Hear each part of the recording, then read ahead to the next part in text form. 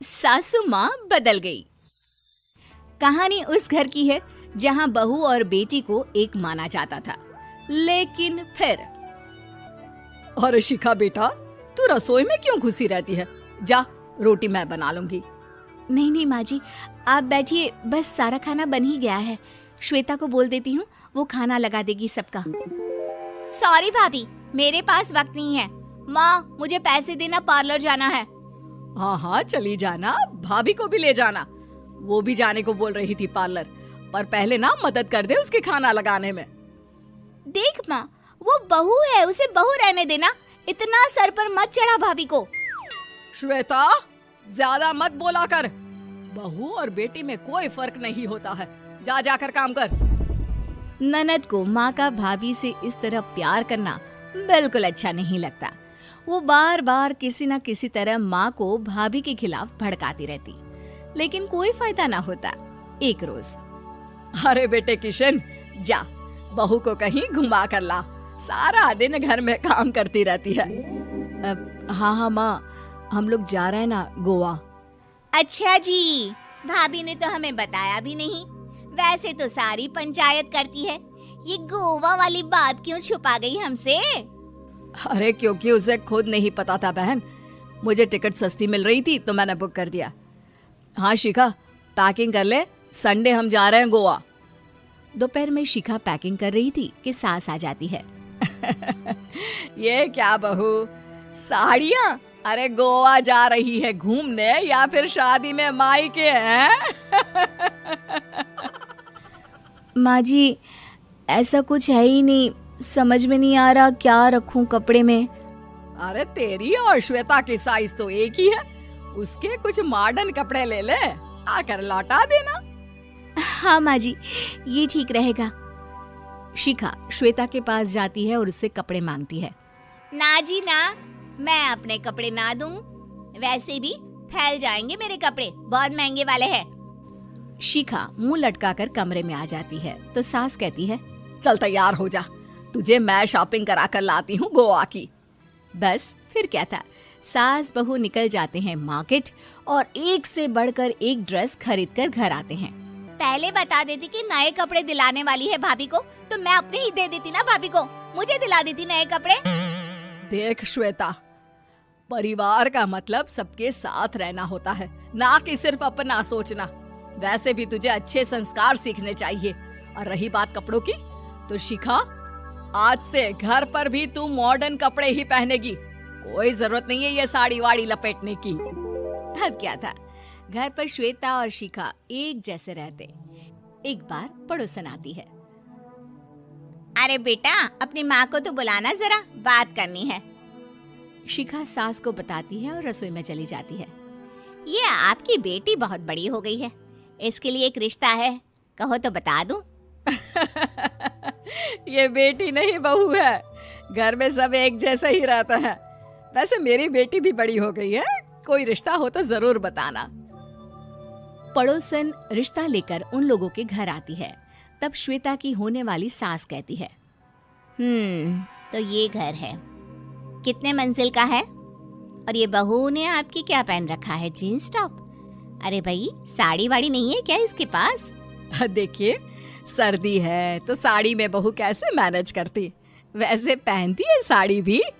देखिए, हम लोग ठहरे पैसे वाले लोग, कोई कमी नहीं है हम लोगों के पास पैसों की, बहुत पैसे हैं, जमीन, नौकर चाकर, कार, सब कुछ है, लेकिन घर में संस्कारी बहू चाहिए, समझ रही हैं ना आप?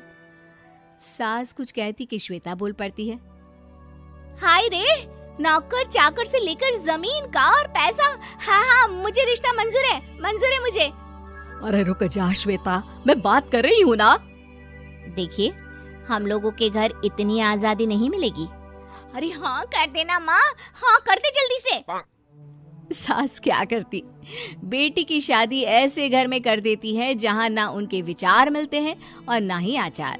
शादी के बाद एक रोज फोन पर, श्वेता बेटा, एक बार घर आ जा, बहुत दिल करता है तुझे देखने का। माँ, वो घर पर बहुत काम होता है, कैसे आऊँ? बड़ा घर है, लेकिन आने जाने वालों की लाइन ही लगी रहती है।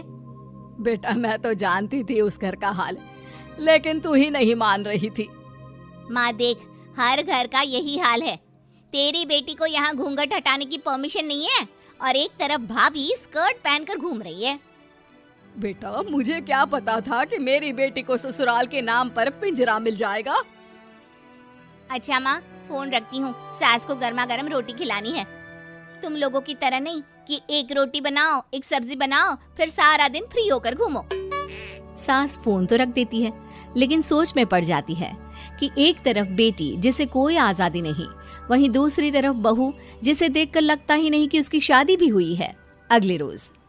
शिखा, अरे ओ शिखा। हाँ माँ, क्या हुआ? कुछ चाहिए आपको?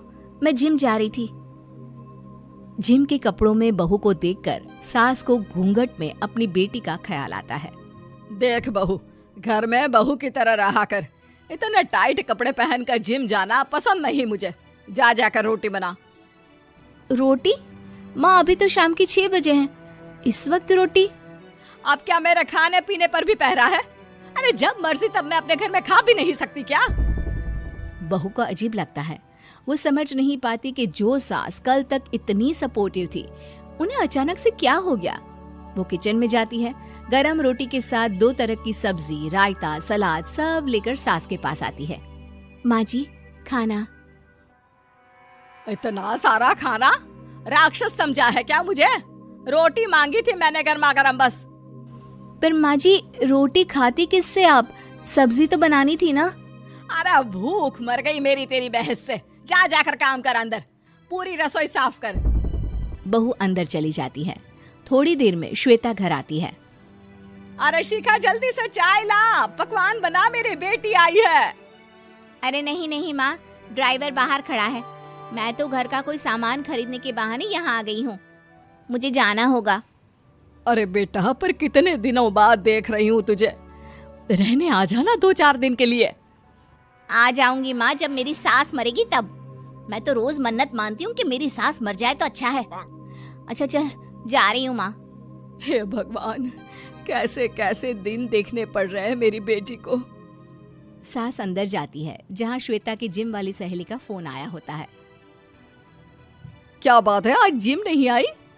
अरे पता नहीं यार, आज माँ को क्या हो गया अचानक। पर खैर कोई नहीं, लगता नहीं कि मैं अब जिम आ पाऊंगी। शिखा स्पीकर पर बात कर रही थी, जिसे सास सुन रही थी। यार ये सास ना होती ही ऐसी है। मैं तो कहती हूँ बुढ़िया जल्दी मरे और तू आराम से जिए। शिखा को सहेली की बात पर गुस्सा आ जाता है। माँ के मरने की कौन सा बच्चा दुआ मांगता है मोहिनी? आगे से ऐसी बात मेरे सामने मत करना। हमारे घर की शोभा ही माँ है। क्या हुआ जो थोड़ी शक्ति दिखा रही है? उसमें भी कोई ना कोई उनकी भलाई ही होगी। मैं तो कहती हूँ भगवान मेरे जैसी सास सबको दे, जो सिर्फ माँ की तरह है। सास वाली तो कोई बात ही नहीं है उनमें। सास ये बात सुन रही थी। उनकी आंख में आंसू आ जाते हैं कि क्यों वो बेटे की किस्मत में बहू को भी भागीदार बना रही थी। शिखा, अरे ओ शिखा, क्या हो गया? जिम नहीं जाना क्या?